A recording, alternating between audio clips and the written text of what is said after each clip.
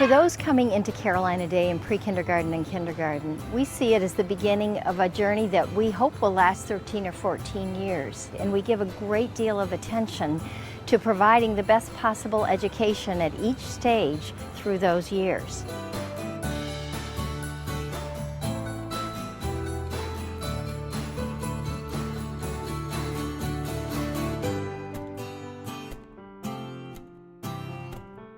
We have the important responsibility in the lower school of providing the foundational skills that are so critical to success, as well as introducing students to all of the creative opportunities that will spark their imaginations and give them opportunities to begin to explore and build and do. Building the foundation for the learning as far as the reading, the mathematics, the computational skills that are necessary that you then take and apply to higher level problem solving. That's our job, to give those foundational skills so that kids can apply them to the higher level learning for our middle and upper school.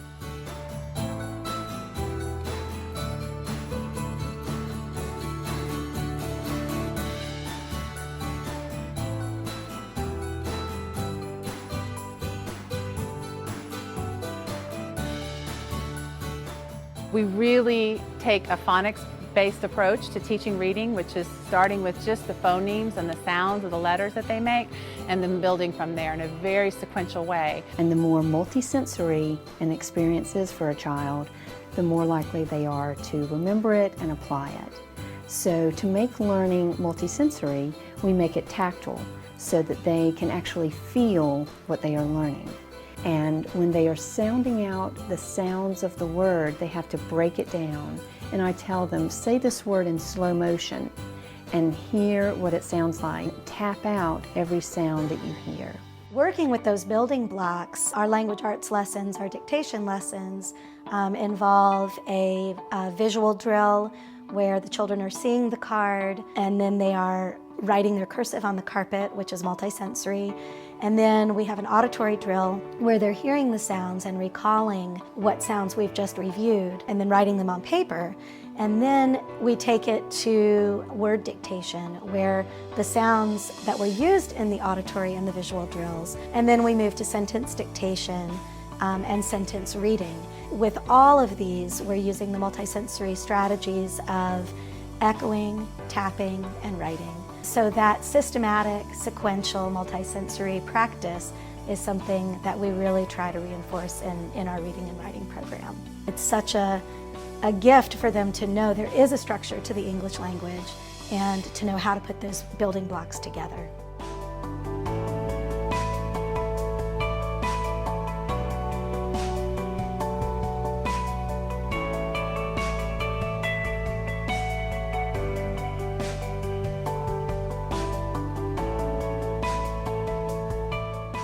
Our math program is a challenging math program, and our students are ready for that. But we also realize that the foundation skills are really important for children to be able to apply the mathematics that they learn as they get older. So you will see a strong foundation in computational skills, a strong foundation in 10 and understanding really what makes tens. You will see kids building numbers and pulling them apart, sometimes with their hands doing those foundational skills, sometimes on paper and pencil. There's a lot of understanding numeracy. We know that students learn best when they move from the concrete to representational to abstract. Where you might have some kids who can readily move to the abstract, you're always going to have students who are still at concrete and need those manipulatives. So having the varied manipulatives that we use and also making those different. So you're not using cubes every time, but maybe you use rocks or M&Ms or popcorn and mixing that up so that they see also, oh, I could do this at home. I could just go get some pebbles from the garden, or I can go get sticks and I can make the math problem if I'm reading it and it doesn't make sense to me. When we're teaching a particular concept, we really are looking at a solid understanding of that concept before we move on to a new concept. The kids really seem to enjoy math because it's fun, they are attending more, and they're participating more.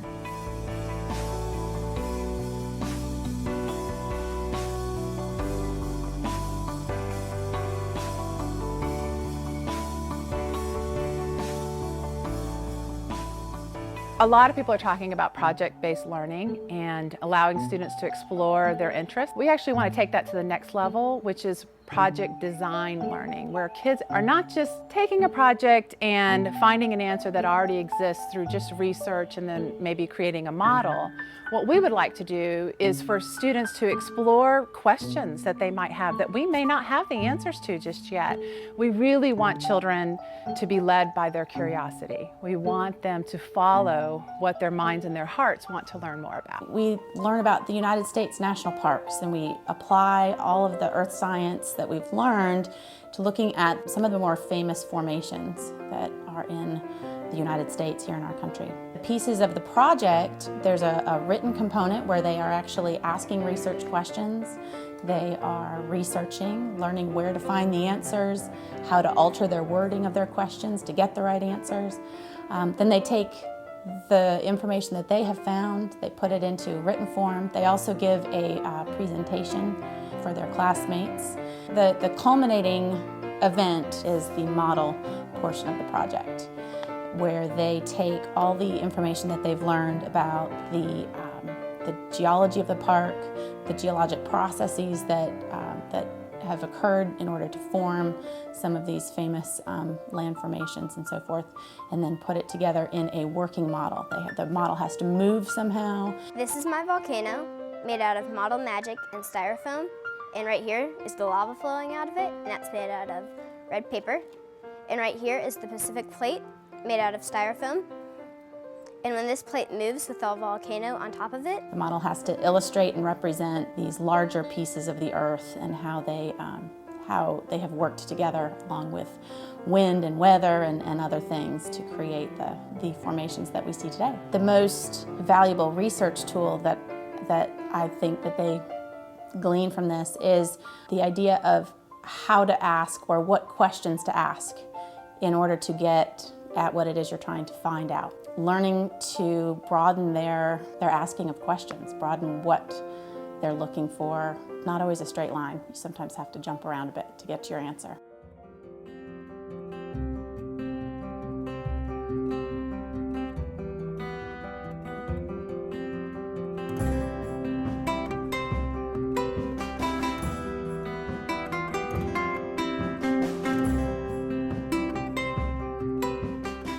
You will see the importance of play in our program. We see play as really very serious business for the young child and for the young mind.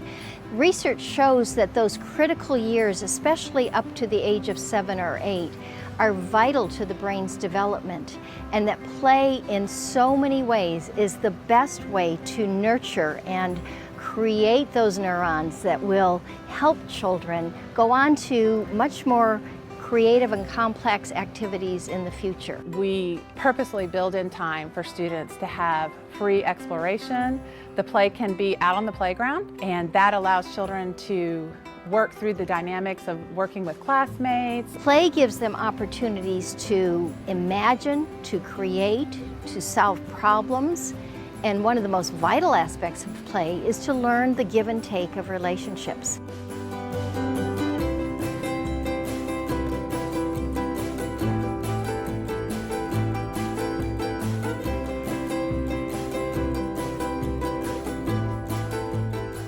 We build community in 3 different ways. Day by day, every morning, we have morning meetings in our classrooms. Students greet each other in a variety of different ways, but they greet each other by name. They have an opportunity to hear plans for the day and to share different experiences and ideas. But that morning meeting sets a tone for the classroom community. Then we have the community within Carolina Day School, and a cornerstone of that is our buddy program, which is so dear to our children, to our parents, and to who we are. The third aspect of our community building is community service. For example, our pre-kindergartners go every month to the Asheville Manor to sing to the grandmas and the grandpas there, and they love it. In 2nd grade, the focus is on campus and being our Earth Rangers and our recyclers, and they go from classroom to classroom in every office in the lower school once a week and collect our recycling and make sure that it gets to the proper place. The 5th grade has a year-long responsibility to sell pizza to their peers in the lower and middle school and at the Key School every Friday. That money is collected in the 5th grade charitable fund. And we donate a couple $1,000s a year to various organizations, local charities, global charities, and it's been very educational for them to look outside of themselves and outside of Carolina Day School and see what the big world holds and how they can help.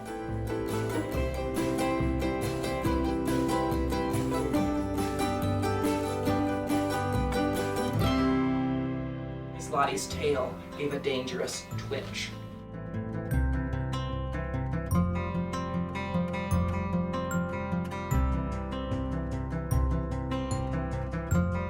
Mi colita dice sí, sí, sí. Mi colita dice no, no, no.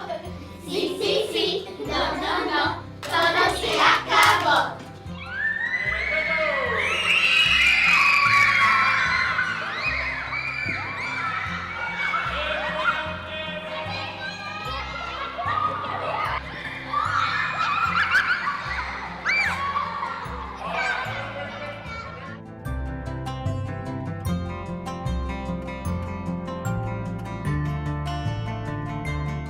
One of the most fantastic pieces in the lower school arts program in general is that connection with curriculum and music and art and all of it together.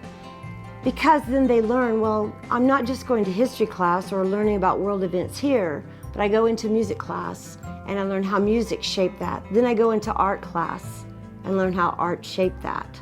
And they learn that. They learn that music helped shape history and science. They learn how a string is played and when the string vibrates, and if the string's larger, how it vibrates. So the sciences come in. And whatever they're learning in their general classrooms, that's what we pick up in the arts. Then the world makes a little bit more sense. It's one big thing, not now you're in art or now you're in music or now you're in science. I try to give them tools. Tools as simple as our 9 national standards for music, where they learn quarter notes, halves. And then I try to set them free. So we have times where they create their own music. They have to be comfortable with being vulnerable. Every time they go up in front of the whole school to sing, or even when they perform in front of their peers in my classroom, they are being extremely vulnerable. So when they start to become comfortable with vulnerability, then they can become comfortable with risk-taking, and then thus creativity flies.